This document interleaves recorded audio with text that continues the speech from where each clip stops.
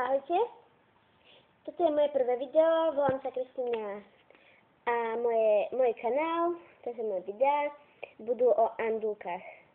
Dneska je 20.12.2014 a včera bolo 19.12.2014 a včera som dostala 2 andúky. Chovám ich prvýkrát a teraz vám ich ukážem. Kľudka je taká veľká. Najlepšie by bolo, keby mala 60 cm dĺžka, 60 cm šírka a výška aspoň tých 40-30 cm. Ak sa pýtate, prečo taká nízka výška, pretože andúky sa najčastejšie trávia čas v hornej časti klietky. Dolnú časť nevyužívajú, takže netreba im tá dolná časť, takže vysoká. Takže toto sú moje andúky.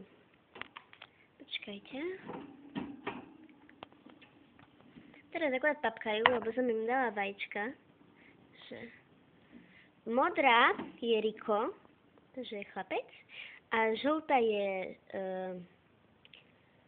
Ellie.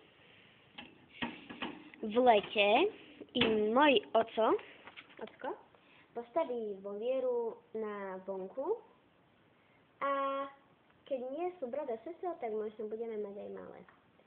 Takže to by bolo asi všetko.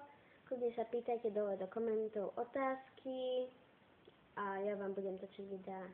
Takže čaute.